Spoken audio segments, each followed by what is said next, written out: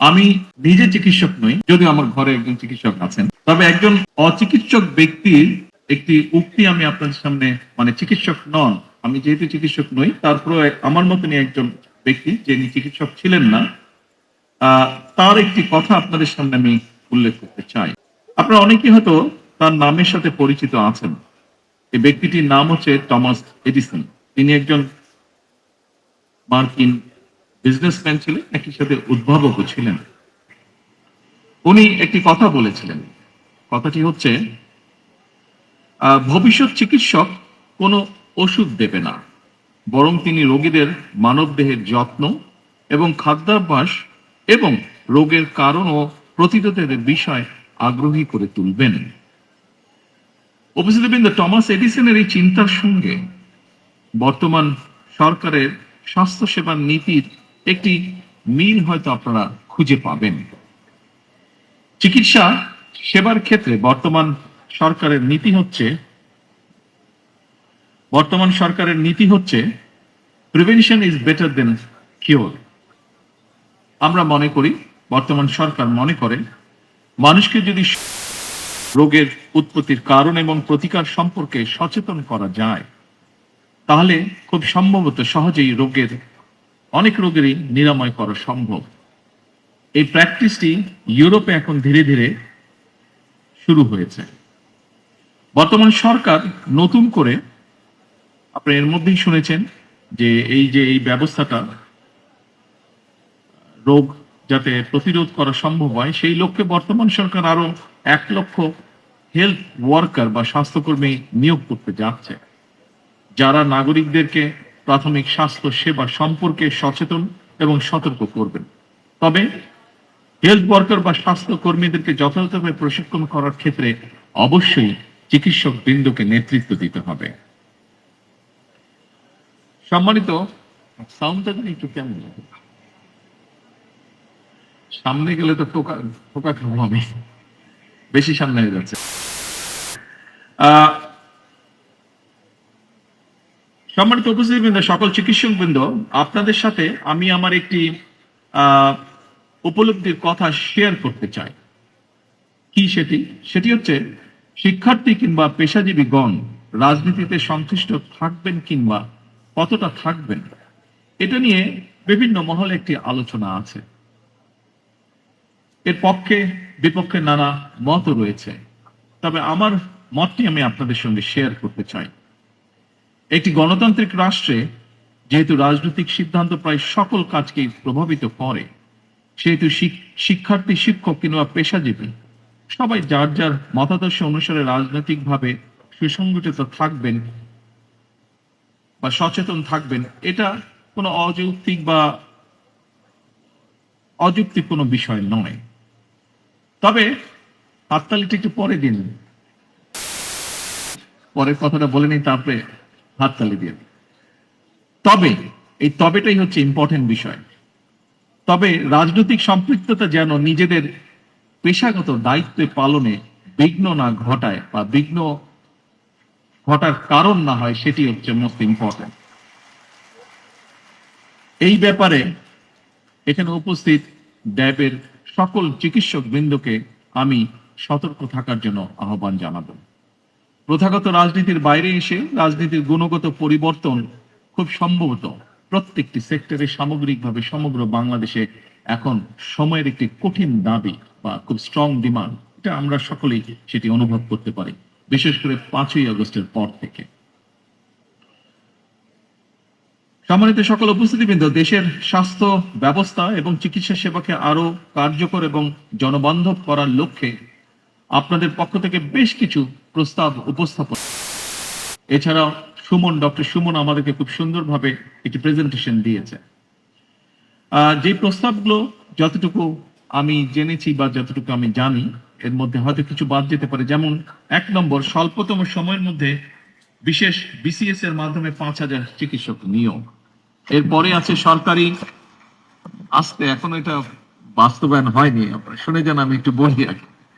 এরপরে যেটি আছে, সরকারি চাকরিতে চিকিৎসকদের বয়সসীমা, আপনাদের যেটি দাবি আছে 32 থেকে 34 বছরে উন্নীত করা। চিকিৎসকদের অবসরের যে বয়সসীমা, সেটিও 61 থেকে 65 বছরে উন্নীত করা, চিকিৎসক এবং রোগী উভয়ের নিরাপত্তা নিশ্চিত করতে একটি সময়োপযোগী স্বাস্থ্য সেবা সুরক্ষা আইন প্রণয়ন, এরপরে উপজেলা এবং প্রত্যন্ত অঞ্চলে কর্মরত চিকিৎসকদের জন্য বিশেষ ভাতা প্রণোদনার ব্যবস্থা, এরপরে যেটি আমার মনে আছে সেটি হচ্ছে বেসরকারি লক্ষাধিক চিকিৎসকদের জন্য একটি সুনির্দিষ্ট ও ন্যায্য বেতন কাঠামো প্রয়োজন, এবং খুব সম্ভবত আরেকটি দাবি আছে শুধুমাত্র রাজনীতি কেন্দ্রিক না রেখে বিভাগ, জেলা, উপজেলা পর্যায়ে বিশেষিত হাসপাতাল প্রতিষ্ঠা। উপস্থিত সকল চিকিৎসক বৃন্দ, আপনাদের অবস্থান থেকে যদি আমরা চিন্তা করি তাহলে এই দাবিগুলো হয়তো বা খুব একটি অযৌক্তিক নয়। তবে এই ব্যাপারটিও কিন্তু আমাদের সকলের একটু বিবেচনার মধ্যে থাকা উচিত। সেটি হচ্ছে বর্তমান সরকার যখন দায়িত্বভার গ্রহণ করেছে, আমরা একটি ভঙ্গুর রাষ্ট্র পেয়েছি বলা যায়। আমরা পেয়েছি একটি দুর্বল অর্থনীতি, বিভাজিত প্রশাসন, ভঙ্গুর শিক্ষা বা ভঙ্গুর স্বাস্থ্য ব্যবস্থা। সেই অবস্থা থেকে সরকার চেষ্টা করছে সমগ্র দেশকে সফলভাবে ঘুরে দাঁড় করাতে। সকল উপস্থিতিবৃন্দ, চিকিৎসক ভাই ও বোনেরা, এমন পরিস্থিতিতেও রাষ্ট্র, রাজনীতি, শাসন, প্রশাসনে ফ্যাসিবাদের সুবিধাভোগীরা কিন্তু বসে নেই। সাম্প্রতিক সময় আপনারা নিশ্চয়ই খেয়াল করেছেন, একটি চক্র খুব সুকৌশলে জ্বালানি কিংবা বিদ্যুৎ সেক্টরকে অস্থিতিশীল করার জন্য সক্রিয়, বেশ সক্রিয়। তারা বিভিন্নভাবে বিভিন্ন বিভ্রান্তিকর বক্তব্য উপস্থাপন করছে। সরকার কিন্তু একবারও অস্বীকার করেনি যে বহু মানুষ, বাংলাদেশের বহু মানুষ এই মুহূর্তে বিদ্যুৎ ও গ্যাস সংক্রান্ত বিষয় অনেক কষ্ট ভোগ করছে, আমরা জানি এটি। তবে আমি মাত্র উল্লেখ করেছি, আমরা সামগ্রিকভাবে একটি ভঙ্গুর অবস্থা বা ব্যবস্থা আমরা উত্তরাধিকার সূত্রে পেয়েছি।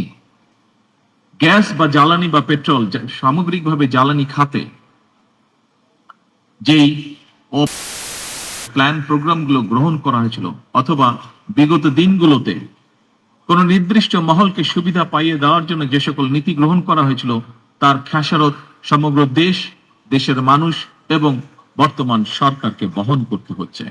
সেজন্যই আমরা এর মধ্যে কাজ শুরু করেছি।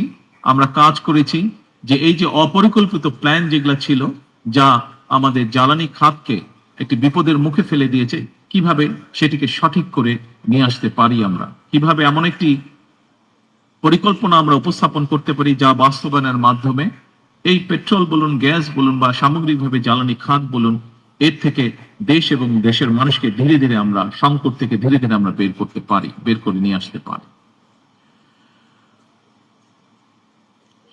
সম্মানিত উপস্থিতিবৃন্দ, সরকার শিক্ষা, স্বাস্থ্য, জ্বালানি সহ প্রতিটি সেক্টরকে স্বয়ংসম্পূর্ণ এবং স্বনির্ভর করতে বাস্তবমুখী এবং তা বাস্তবায়নের কাজ এরই ভিতরে শুরু করেছে।